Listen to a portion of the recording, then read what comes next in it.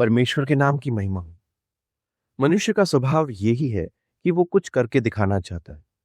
परमेश्वर के बारे में भी हम यही सोचते हैं कि उनकी दृष्टि में स्वीकृत होने के लिए हमें कुछ करना होगा।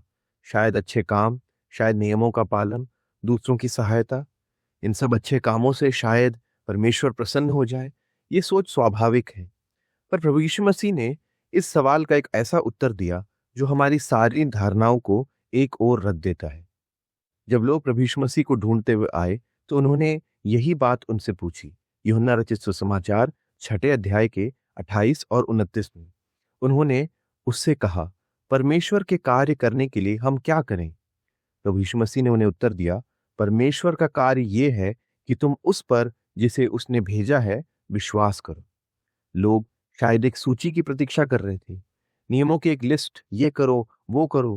पर प्रभु यीशु मसीह ने उनसे कहा कि परमेश्वर को तुम्हारे प्रयासों की नहीं, तुम्हारे विश्वास की आवश्यकता है। और ये विश्वास केवल बौद्धिक सहमति नहीं, कुछ बातों को केवल समझ लेना ही नहीं। विश्वास करने का अर्थ है कि ये मानना कि मुझे किसी ऐसे की आवश्यकता है जो मेरे लिए वो कर सके जो मैं स्वयं नहीं कर सकता। और इसके लिए सबसे पहले हमें ये स्वीकार करना होगा कि हम पाप में हैं। जिस प्रकार पवित्र वचन बाइबल हमें बताता है, हर एक मनुष्य पाप में है, परमेश्वर से दूर है। अपने किसी भी प्रयास से उस दूरी को वो नहीं हटा सकता। परमेश्वर ने अपने पुत्र यीशु मसीह को इस संसार में इसलिए भेजा। प्रभु यीशु मसीह ने क्रूस पर हमारे पाप का दंड अपने ऊपर लिया। वो मारे गए और तीसरे दिन जी उठे।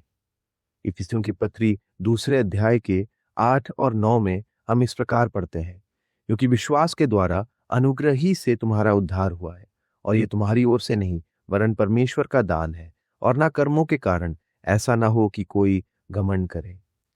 हम सब परमेश्वर के पास आना चाहते हैं। हम सब जो परमेश्वर चाहते हैं वो करना चाहते हैं।